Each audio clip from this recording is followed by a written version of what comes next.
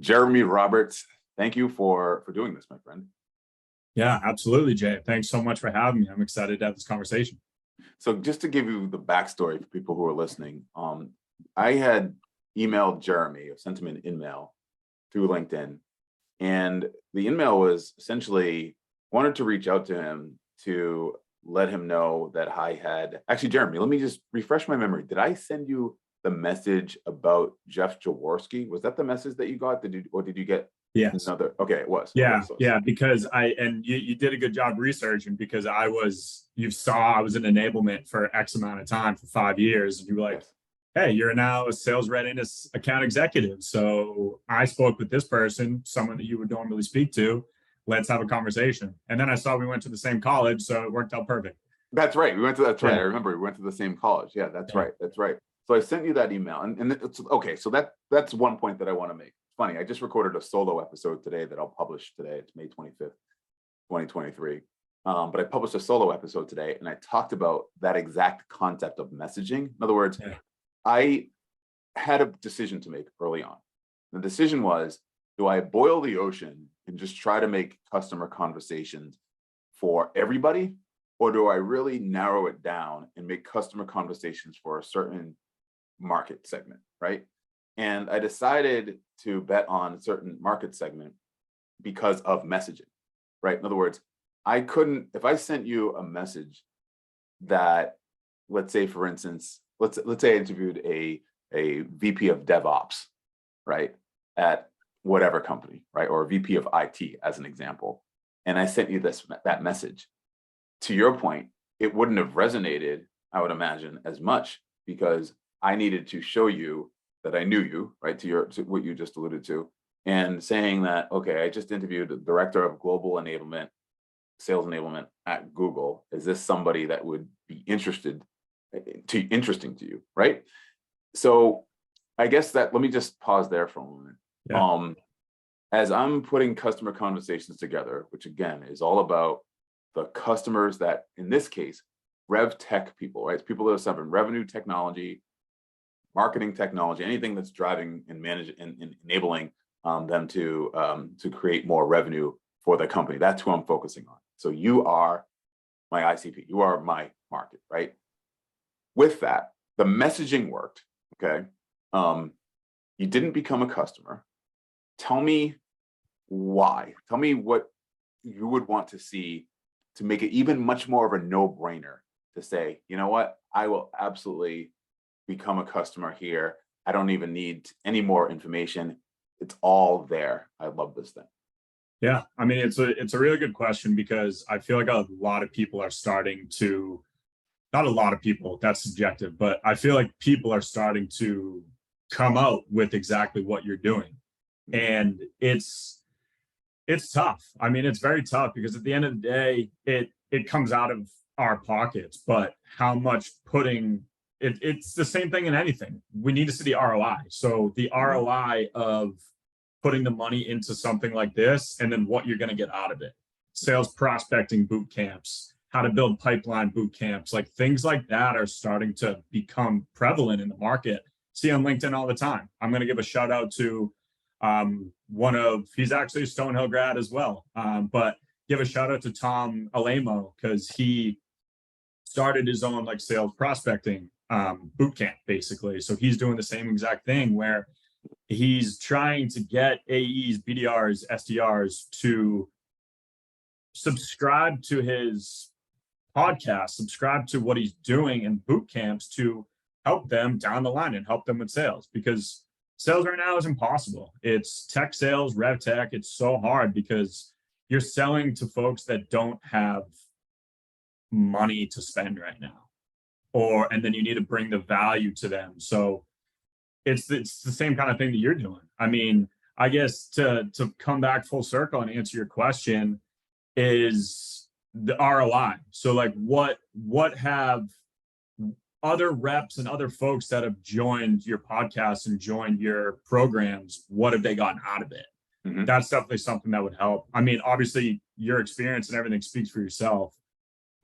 So that's definitely not a problem. And you did such a good job like reaching out and doing the show me, you know me, which is huge in enablement. But Yeah, definitely. I think that ROI is huge, especially in a time like this where what can be done to help essentially. Yeah. And you're doing that and you're crushing it. No, I appreciate that for sure. You mentioned Tom Alemo. That's right. You would mention the first time we talked. Yeah. I need to reach out to him for sure. Because 100%. I Yeah, think he's great. I feel like there needs to be a relationship there. A, because we went to Stonehill together, but B, because Absolutely. we're in the same space. And then okay, testimonials. That makes sense. Okay. So the challenge that I have right now is I don't have any testimonials because I just got started, right? Yeah, absolutely. Matter of fact, I have 2 customers now. Count them, 2 customers, right?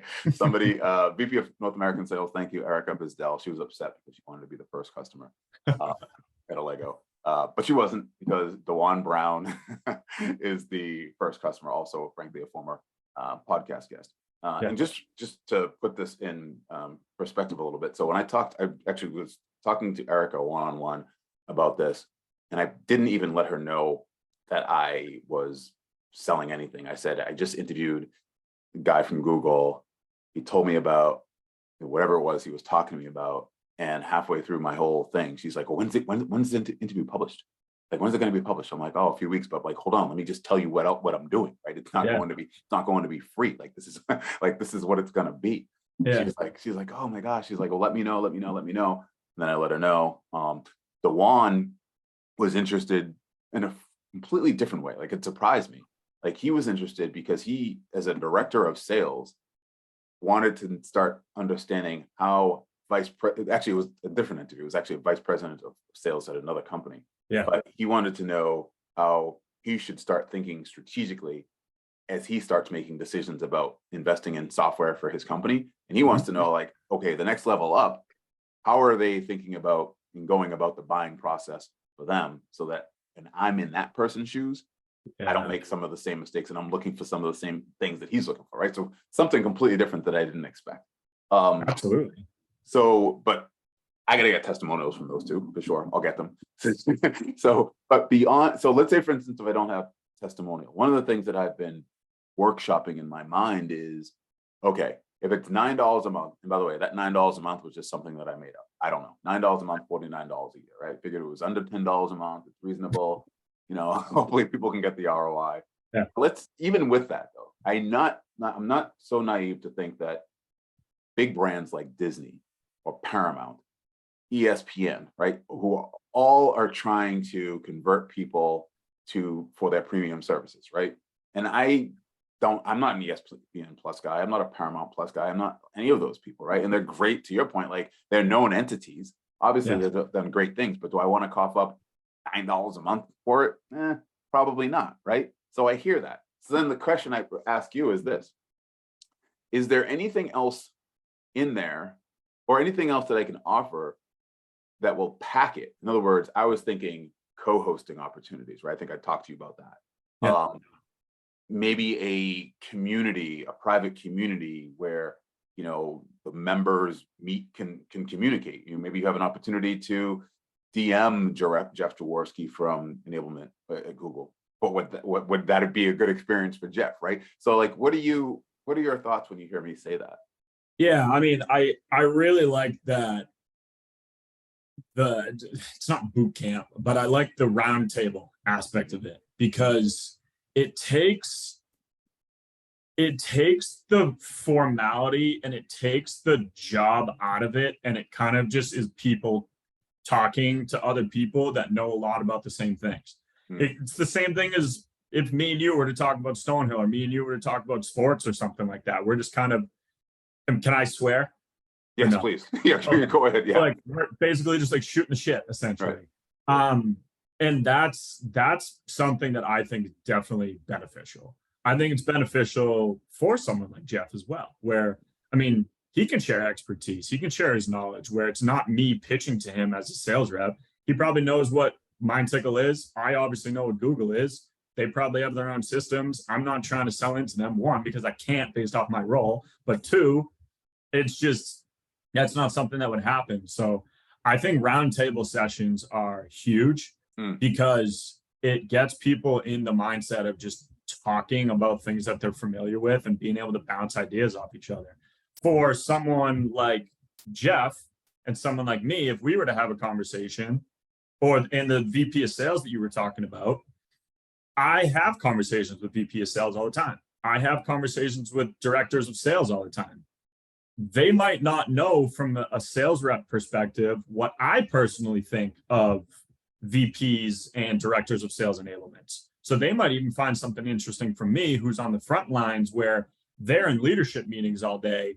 They see it from the top, but I can bring that perspective from the bottom, and vice versa. They can give me their perspective of maybe how to outreach better, how to get in touch with someone, doing the show me, you know me that you did so well with me, things like that. Because in this market, it's so tough.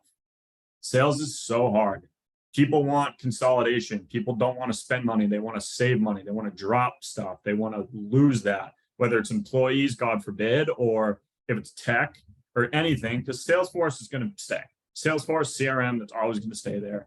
You're going to have your Slacks. You're going to have all these different things. But what are the need to haves that turn into must have? Or what are the nice to haves that turn into must haves? How do you showcase that value? How do you really bring it to the table? And I had a conversation with my VP of sales enablement. She recently started. She came over from a different company, and I was just bouncing ideas off of her of like, hey, I'm sending this outreach. How does this resonate? And it was kind of like a small roundtable experience. So roundtable experience, 100%. I don't think, I mean, maybe Jeff's a guest speaker one time. Maybe it's just a bunch of reps like myself who are selling in the enablement space to talk. Maybe it's bringing in a bunch of directors, VPs of sales. Like I have an RVP of sales who's my manager who would love to have this conversation on not only how he can help our company, but how he can help his team do better. Because every single company has issues with pipeline right now. There's never enough pipeline. So I think it hits on so many different angles, and you can bring a lot of different people to the table. And that's an offering that I would 100% jump on. Excuse me. Yeah, I love the way that you put it that way, because like when I was thinking almost like transactional one-to-one, but when you create a round table, to your point, right? Like you were just talking about the people internally over there at Mind Tickle and in Jeff, right? And it's funny, like you're right. On each side of the conversation, you're all trying to solve the same problem, right? Yeah, and to solve it together, right? It's certainly better than trying to figure it out and solve it into some sort of a silo and solve it alone. Or you know, and I don't want to create a situation where, you know, if I create a community where I'm like, okay, like I have 50 people, there's like a 51-to-1 ratio over here that people want to sell to, you know, the director of enablement at Google, right? That just doesn't, just is weird, right? So creating those community rules, I think, help. But I think just sort of making it a roundtable discussion, and maybe we do it, you know, whether it's in intervals, maybe it's like every month, right? There's a roundtable discussion. So I love that. That's pretty cool. And even like a straight up panel where I have like, you know, the person at your company, right? That you just mentioned, your RVP. I have Jeff, I have like other people, and then I invite a whole bunch of other folks on live where we all just discuss it for sure.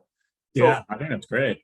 One of the hardest, you mentioned how hard sales is, right? And I think, well, let me just, I won't even. Well, right now, I don't want to, I don't want to sound like I'm complaining, but obviously sales right now is tough. It's just difficult. Well, let's just even broaden it out even more. Absolutely. Sales just as a profession is very difficult, right? It's difficult. And I think, actually, no, and again, I'm not even gonna, I don't want to inform, I don't want to put my opinion out there. I want to get yours first. Like, what to you is the most challenging aspect of your job right now? I mean, taking the market completely out of it and just taking the macroeconomic situation out. Sales is hard because it's like life. I mean, it's like balancing the ups and downs in life, but the ups and downs in sales are quicker. And you know that there's always some sort of target. There's either a target on your back from other people on the team if you're doing well. There's a target that you're trying to hit as your quota. And then there's the whole team aspect of it where you're trying to hit a team goal and a team quota so you don't get shafted from leadership where they're coming at you at QBRs. That's what we have going on right now. We got QBRs going on. So if I don't have the pipeline, if I don't have something, what am I doing in order to show leadership that they should keep me, for example, if I don't have the pipeline? And then it just gets hard because I did really well in my first year. I overachieved my goal. And how do I follow that up? I talk about like the sophomore slump in sports where a rookie does so well the first year, but then the second year they come on and it's like, okay, there was no expectations and you over exceeded them. Now there are expectations, and guess what? They're up here. So if you come in middle of the pack, you look bad. So it's battling on a day-to-day basis, hourly basis. Like, am I doing enough? Is what I'm doing gonna affect my sales? Is what I'm doing just a waste of time? So I think the hardest part is the mental game by far with sales. The second part, and it kind of is the mental game as well, but it is just time management, because we need to outreach ourselves. We can't rely on marketing. We can't rely on business development reps to submit, like, get us our pipeline. We need to build it ourselves as well. How do you do that? I mean, yeah, leveraging relationships. Okay, it's an easy way to have a conversation with somebody, but you're just having a conversation. That doesn't mean it's going to amount to anything. Then how do you do the show me, you know me? Think about how many messages and emails and LinkedIns that Jeff gets. Right. Like, how do you differentiate yourself? Our new president of go-to-market said he's basically our CRO, but it's just president of go-to-market, because that's, I mean, enablement changes. That's why, another thing, I'm going to go back a little bit. I think that the roundtable is so good because enablement has changed in 5 years dramatically. Enablement used to be just like an enhanced sales training. Now enablement rolls under go-to-market, which is sales, marketing, revenue, operations, customer success. Like, all of these roll up to one. Some companies are behind the curve and enablement is just training and there's no reinforcement. Some, probably like Jeff, are so deep invested in rev tech of what this conversation's around, where how do we kind of piece it together and mix and match things? And that's why I think the roundtable is going to be so good, because enablement is just ever changing. Right. But getting back to my other point is just the time management of it all. Like, how do I possibly structure out my day? If I don't have meetings, what am I going to be doing? Do I update Salesforce? Do I reach out to people? If I'm reaching out to people, am I saying the right things? Do I do quantity over quality, quality over quantity? Like, and that just all goes into the mental game. I mean, it's definitely the hardest part of sales, because yeah, you get a big sale. Like, I had a big sale last quarter and it made me close to my number, but I still missed my number. I don't have a big sale in my pipeline right now. I have smaller deals in my pipeline. That's not going to hit my number. So what am I doing on a day-to-day basis in order to fill that gap of pipeline? And it always comes down to a mental game. The ups and downs is difficult. So staying strong and even keeled, level-minded, just knowing that you're doing the right things and you're driving the right conversations. And it's a numbers game at the end of the day. I have 10 conversations. One of those will be an op, or 2 of those will be an op. One of those will be a close. It's just a numbers game. But how do you get those conversations is the tough part. Well, that's the thing. I mean, you alluded to, and I love that, by the way, as you were saying that, I was thinking back to one of my interviews that I did with the woman who founded Valor Performance, Sarah Milby, actually, which is a performance. It's a performance coaching platform. I think it's fantastic, right? She was a former athlete, and so now she brings it into sales, right? And especially there's a lot of similarities, right, between athletes and sales. So I thought that was really cool. And you're right. I think the mental game is really the thing. But I think even in my mind, what precipitates that is one of the things you mentioned a lot, which is pipeline. Right? In other words, if we all had a smooth, predictable pipeline, right, of good prospects, if you will, right? The mental game wouldn't be as challenging because we'd have the stability of knowing that that's why marketing exists. I don't know, maybe marketing will sort of, marketing and sales are always sort of, but at the end of the day, right, you have marketing that is responsible for generating awareness, and you have the BDRs and sales reps are responsible for converting that. And to your point, quality versus quantity type thing is always going to be a challenge, because you could have a lot of leads, to your point, even relationships, and talking to great relationship, but these people aren't going to buy from you no matter how much they love you, right? Because they're not in the they're just not the ICP for one reason or another. Which brings me to the point of, again, going back to pipeline, which is that when I reached out to Jeff, and frankly, when I reached out to you, it really does, in a lot of ways, come down to the messaging, right? In other words, what are you saying? And to your point, I don't know how many emails Jeff gets or emails and whatever, right? But obviously a lot, right? Yeah. Matter of fact, I think I asked him in the interview. I forget exactly what it was, but it was a lot, right? And to be able to stick out in that inbox is extremely, extremely hard. I have the benefit, frankly, of having a podcast where when I reach out to very busy people, now a book called The Goats of Growth,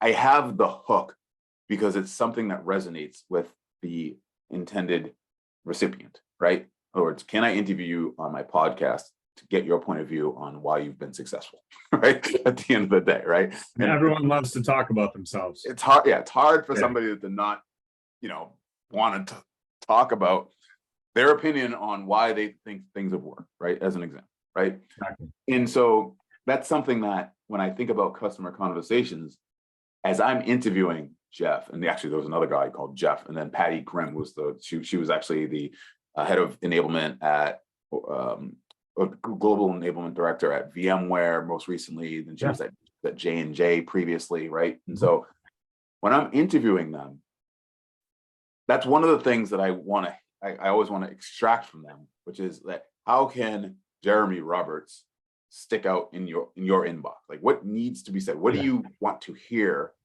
to get your attention to get the meeting, right? And to me, that is, I think, fascinating because it is about pipeline.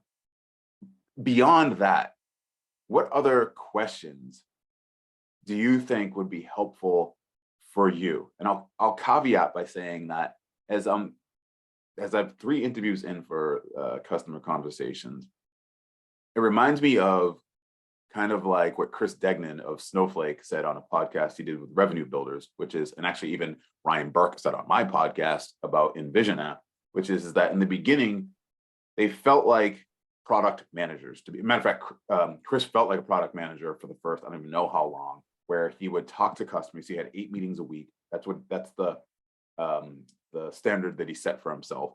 And it was all about just listening to customers and then going back to the developers or the engineers saying, hey, here's what I'm hearing. Here's what they want in the product. And then what Ryan Burke, as former SVP sales of Envision app, said was that he would hire his first hires when they were just getting started.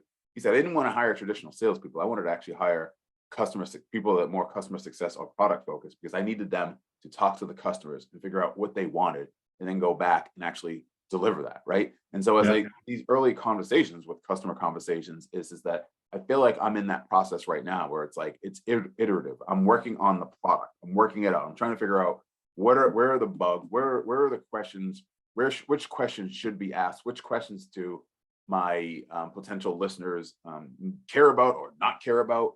And I'm still trying to figure that out. So what other questions would you want me to ask somebody that's a senior director of enablement at a company that you're trying to get into that would really help you with messaging, not only with just that particular person, but just more broadly to start thinking about how to be thinking about them. You know what I mean? Yeah. I mean, I was having that conversation with Terry, our VP of Global Enablement, just about what would resonate with you, because now you see all these different posts on LinkedIn of sales leaders and sales enablement folks being like a screenshot from a sales rep, and it's like, hey, hope you're doing well, blah blah blah, and it's like, we don't want to hear this. it stinks sometimes to see that, because it's like, that has changed recently. That changed when COVID hit. So when COVID hit, no one had time, and everyone basically was doing what they were doing before COVID hit, and then taking it into COVID. But then all these sales leaders were double booked, and don't have time. So they're seeing these hope you do well, delete. They don't want to deal with that. Show me the value. What do you sell? Is it going to bring me value? Don't even ask for a next step. Just ask me if I'm interested, essentially. Like, so it's tough. I mean, so definitely understanding what resonates with them is a huge one, and how to even get in front of these people to get a meeting. Because at the end of the day, VPs of sales and sales enablement folks are wanting their reps to do the same thing. So I'm going to call Jeff out. Don't know Jeff, never had a conversation with him, just using him as an example here. Jeff wants his reps to be reaching out and selling to certain people. I am tailored with selling to someone like Jeff. If he's not going to take a meeting with me because my messaging stinks or something like that, what does he want? To your point, how I can get in front of him, because I'm trying to do my job just like he's trying to get his salespeople to do their job. So what can we do basically in order to get their attention? Which you basically already mentioned. I mean, a second question could even be, going deeper is using something like Loom, showcasing the platform. The hardest part with that is, like, I guess the question would be, would that resonate with a revenue leader? Would a sales rep showcasing what their platform does, would that resonate with someone like a Jeff? And the question behind it is, one, you need to have a good enough enablement team for you to feel comfortable that your reps are doing that and can actually message, because I'm lucky that I had CSM experience, so I can demo. I know how to do all that kind of stuff. Joe Schmo, who's a sales rep, probably doesn't know how to give a demo that well, or hasn't gone through training and just uses it, or half-ass uses it and doesn't touch upon the things that should be. On the flip side, what if I said to Jeff, hey, here's how I use this every day, and I'm using my own tool to message to you. Does that resonate with you?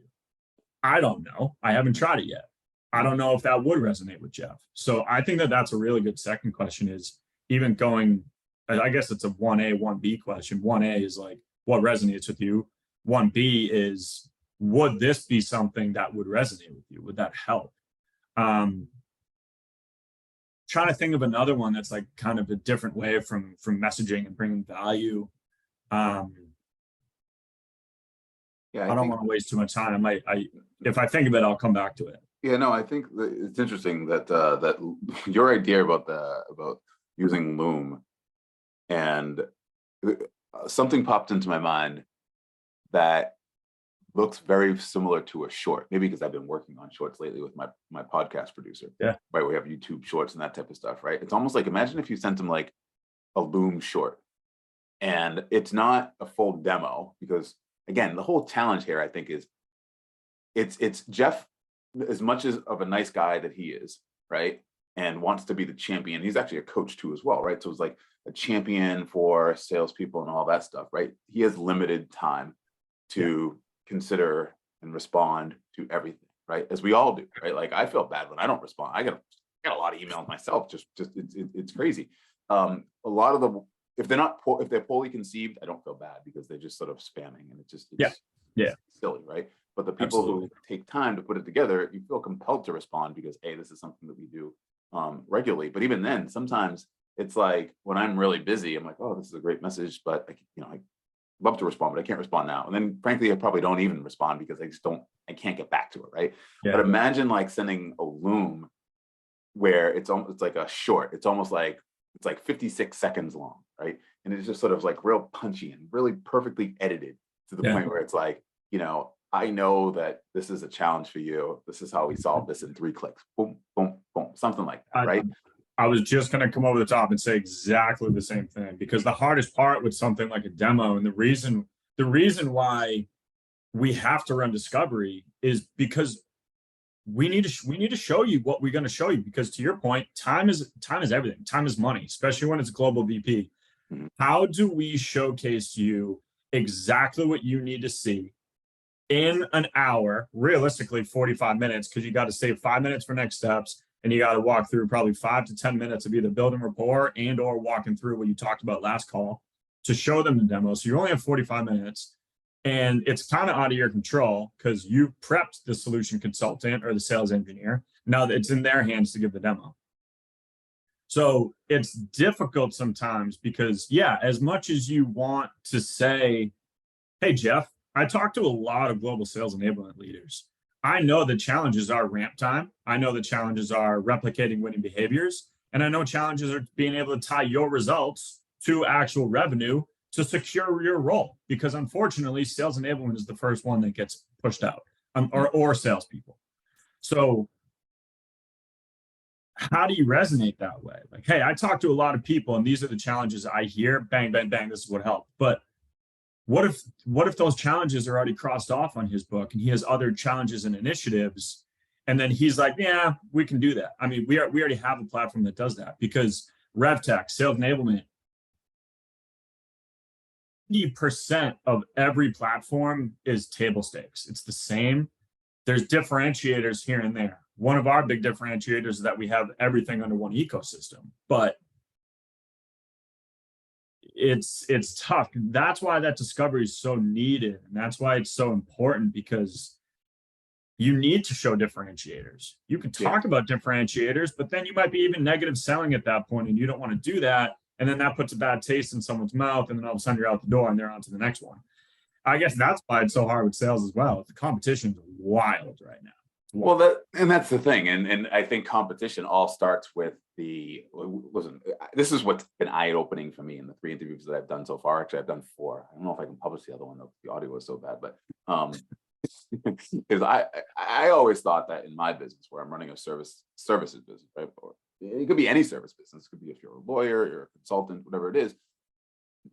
Pretty much all of our business comes from referral, right? Because it's personal. Because Jay will take care of you. Jay did a great job for me. He's going to take care of you. When it's software, like MindTickle as an example, right? It's less about the person and more about what it can do, to your point, right? MindTickle can do these 3 things, blah, blah, blah, blah, blah, right?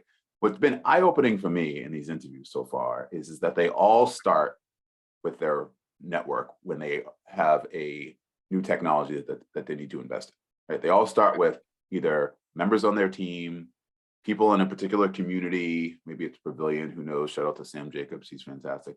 Want him to be on the podcast, by the way.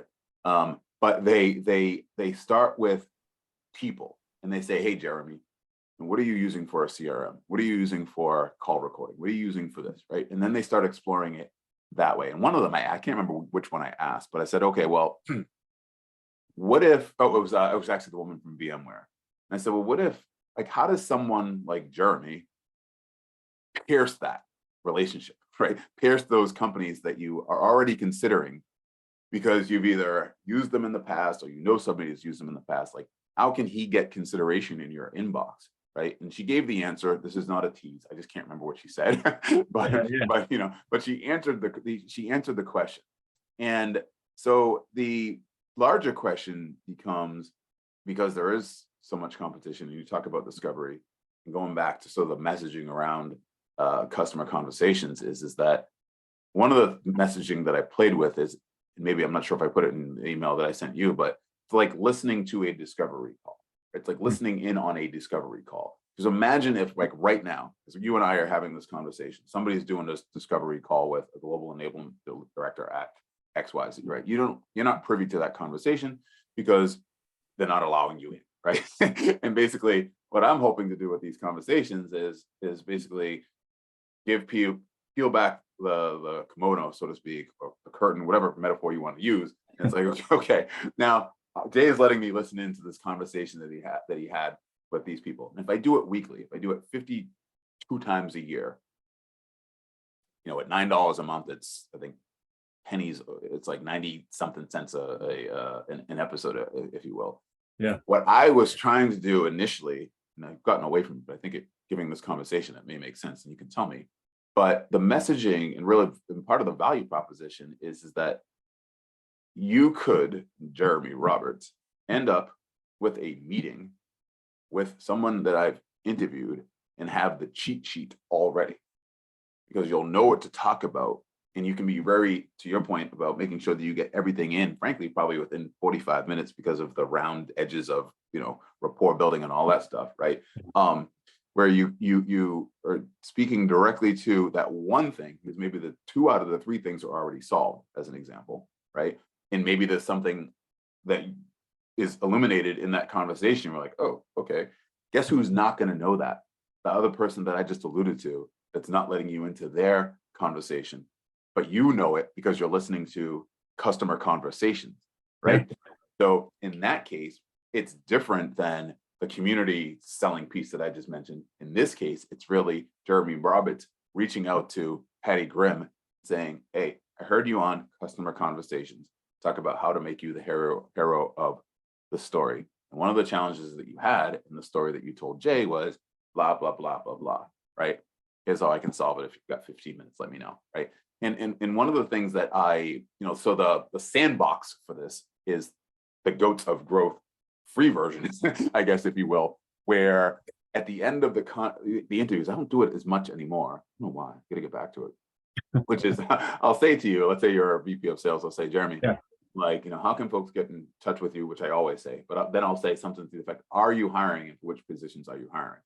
Right? And they'll say, yeah, I'm looking for an enterprise account executive. We need somebody, a sales engineer as well, blah, blah, blah, blah, blah. And I'll say, okay, great, cool. If you're looking, make sure you reach out to Jeff, and don't forget, and I say this often, but I'll say, don't forget to put, I heard you on the Goats of Growth in your subject line, right? Because he'll make sure that you get to the top of the list and he'll respond, which that happened actually, several times.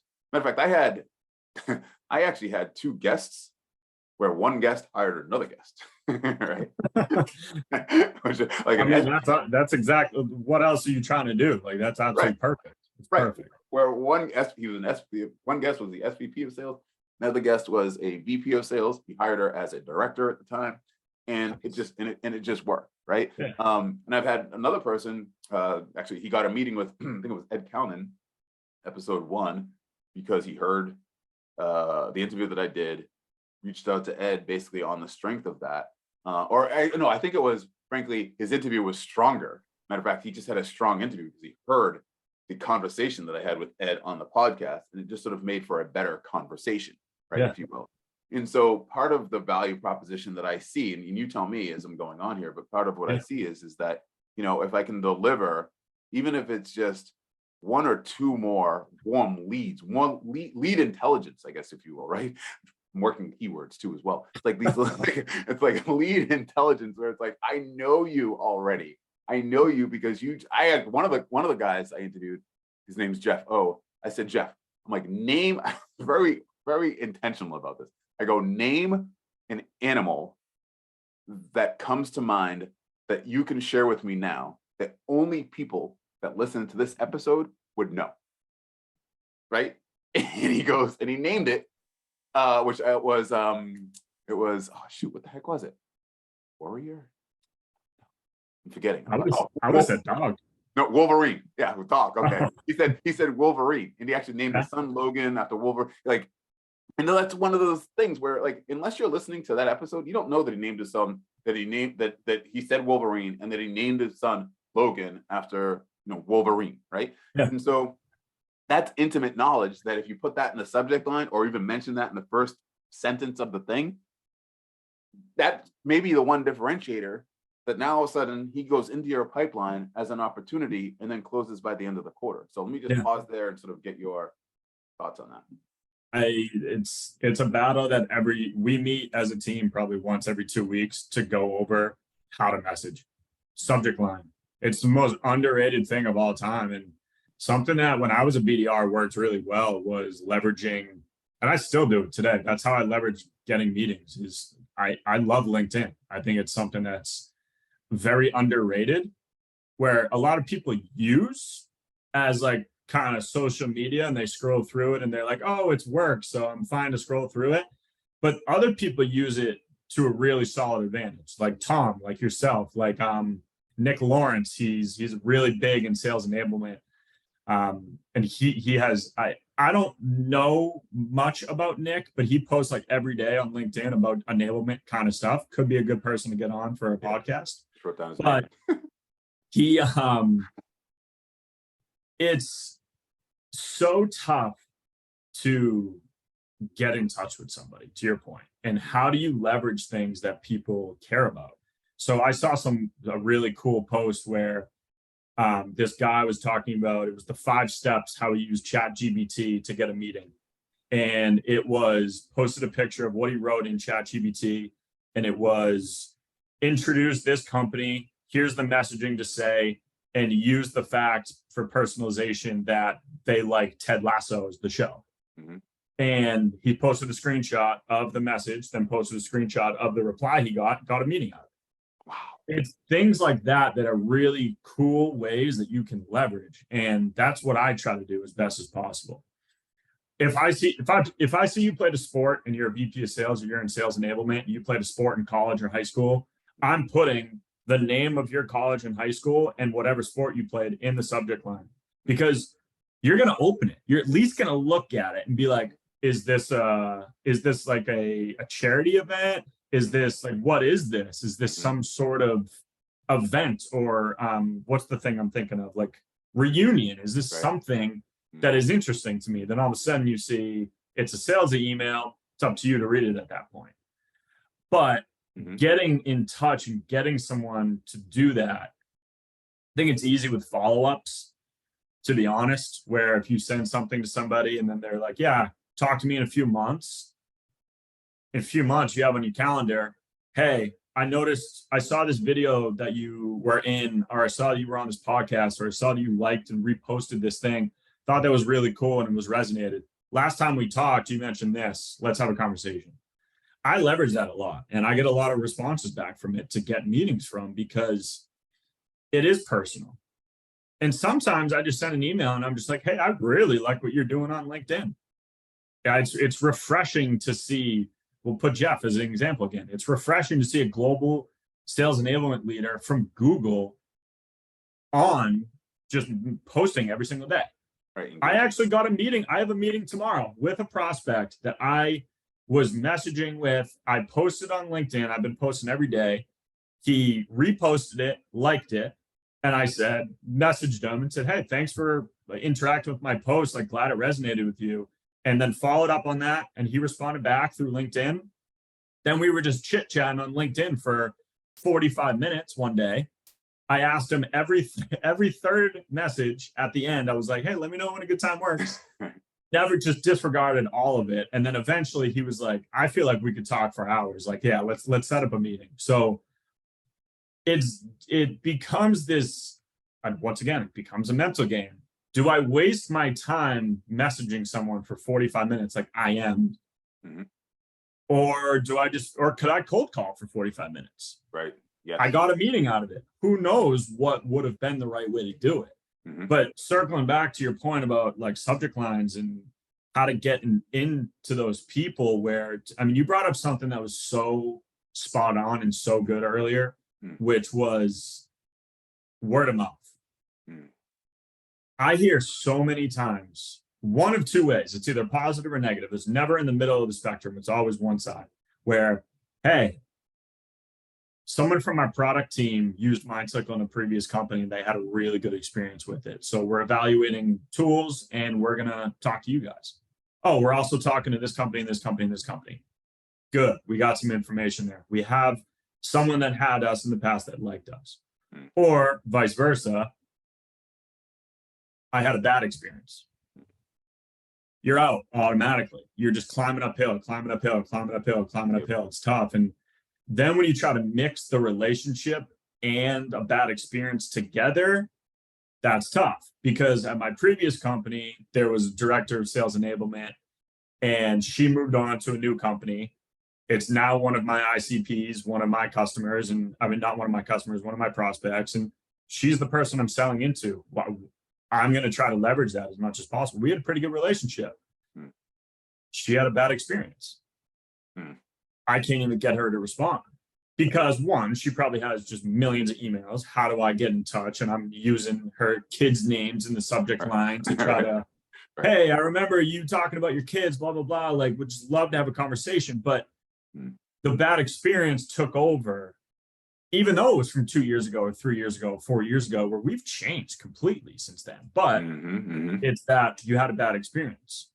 So it's so hard because you hear these challenges and initiatives that folks have, but they're looking at the wrong tools just because someone on their team said, yeah, I used this in the past and I liked it. It was really easy to use. Well, okay, that's great. It's easy to use. Are you an established enablement team or are you not? Because if you're established, you're going to grow out of that platform in 2 seconds and then you're going to have to rip and replace in a year or two. And ripping and replacing is the worst thing in the universe.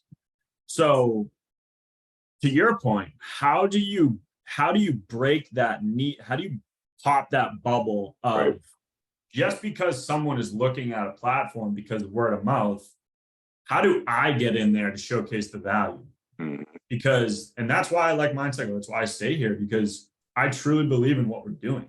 I truly believe in tech consolidation. I truly believe it's huge because now everything, as I mentioned earlier, is under this go-to-market umbrella that has marketing, sales, rev, and operations. And we're the only platform that can put all that together. So when you hear, and it also is a timing thing because Gong shot right through the roof. COVID hit, everyone, Zoom did the same thing, but all of a sudden, everyone needed intelligence into exactly the conversations people were having. So Gong could charge whatever they wanted, and they're the top of the market. They're great on LinkedIn. They're great on G2. Everyone's going to go to them when you type in conversational intelligence because that's the first thing that pops up. And then you hear how much money they're spending and you hear how much money we could save, but then they're using this tool and the renewals are different and it's not the right timing and things are going fine. So they're not going to do anything. And, oh, we don't want to go with another platform. How do I even get in the door to be like, without being a horrible sales rep and saying, hey, here's what we can charge you. I know that you're charging this or you're getting charged this. Because that's not a sales rep. You're not doing anything. You're just giving them price. It's window shopping at that point. It's transactional sales, which that doesn't happen in this business. So how do you overcome that? What resonates with them? How do you break that bubble? That's probably the biggest question that every single sales enablement rep has, is because word of mouth is huge. I mean, there's not that many sales enablement tools. There's not that many revenue tools. Now they're starting to integrate and do a bunch of different things. So how do you get through that word of mouth? Because the enablement community is really small. It's growing, but it's still small. So, oh, we use Lessonly here. Let's evaluate Lessonly and go with Lessonly. It's all timing. Like what? Or if I send an email to somebody and get a meeting from it, and then the next day someone starts and they're like, hey, I just used Lessonly over here. It's great. Like, let's go with them. They're pretty cheap. They're easy to use.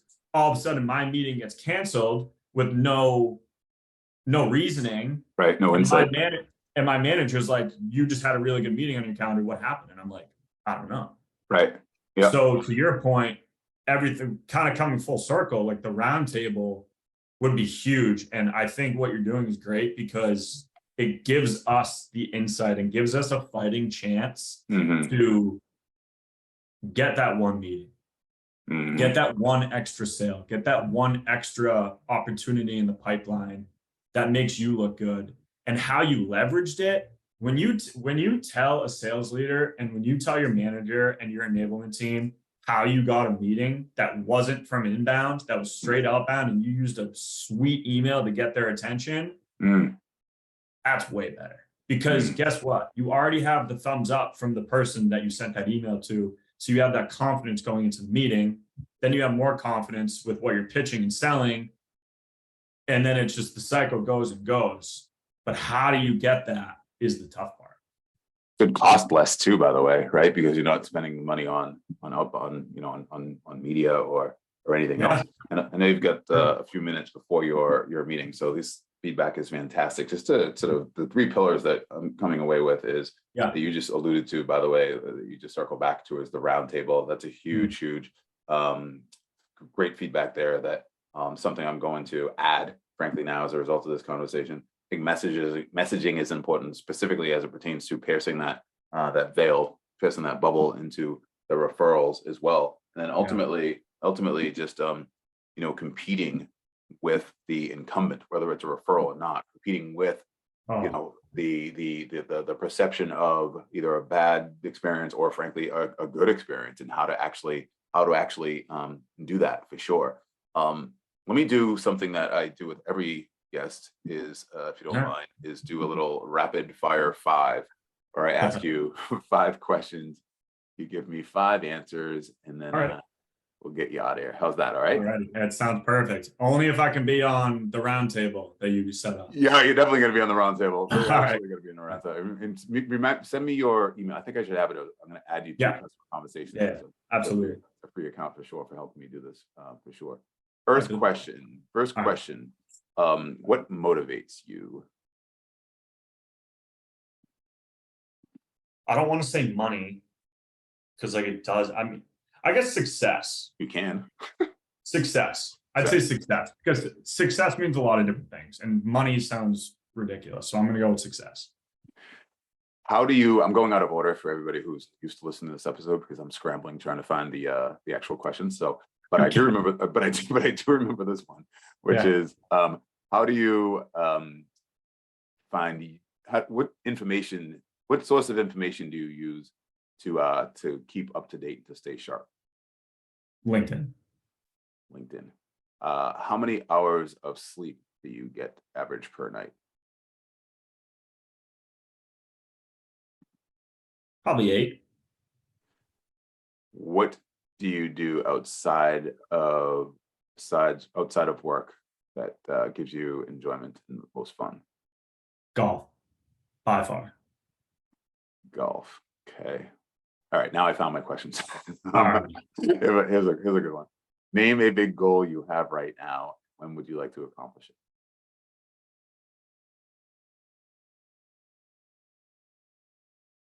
Oh man, there's a few. Work or life?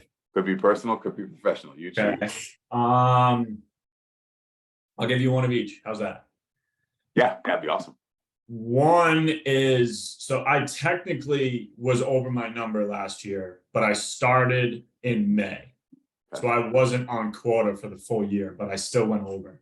Okay. I want to hit 100% of my number for the full year.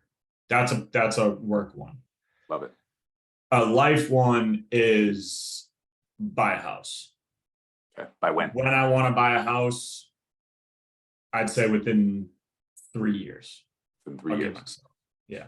All right. When you come back, when you have that house, we'll do another. Hopefully it's sooner then. Yeah, I was gonna say, that's right. Yeah. My fiance is in dental school, so once she gets out of dental school, then we should have a better income starting to come in.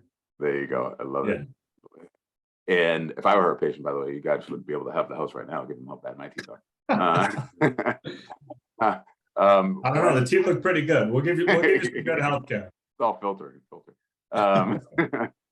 What about? Oh, here's one final question for you. How can folks reach out to you to say thank you? Perhaps maybe they're interested in Mind Tickle or anything else that you'd like to. That they'd like to follow up with you on? Yeah, I mean, LinkedIn is a good one. Email is a fine one, and then my cell phone. I can provide you with my email and my cell phone. I mean, I love texting. It's so much better than email. So much more informal, especially nowadays, where like we talked about earlier, where it was like, hey, hope you're doing well. And it's like, I've never talked to you before. I don't necessarily really care if you're doing well. I just really want a sale. So, and that's the truth of it. So texting is so much more informal, where you can just be yourself. Yes. Still be professional. Don't be saying stupid stuff. But of course, like I love texting, calling. I'm always out on walks. I'm always out doing stuff. So I like the versatility of being able to use my phone, and I can use my phone for any of those: LinkedIn, email, or text. So definitely the best way. Probably LinkedIn, just because of, and I post every day on LinkedIn just about mental health stuff, about sales enablement, sales ops, a bunch of different realms, sales, BDR, how hard things are, like everything. So I'm trying to kind of build my own brand on LinkedIn. So that might be the best way. Look at my profile, look at some of the stuff I post. If it resonates, let's have a conversation. Yeah, and you're doing a good job of that. When I catch your posts, I definitely engage. So I thank appreciate you. it. I promise only 2 of them out of the last month have been ChatGPT. Okay, well, good. I think of everything bucking, else. bucking the trend. Yeah, bucking the trend. Awesome. Exactly. Jeremy Roberts, I know you have to go. You've been very gracious with your time. I appreciate it, and we will be in touch. Absolutely. Goodbye, everybody. I will. Don't forget, check the customer conversations link in the show notes to get access and to check it out. Let me know what you think. 7-day free trial, by the way. So, all right. Goodbye, everybody. All righty. See you, Jack.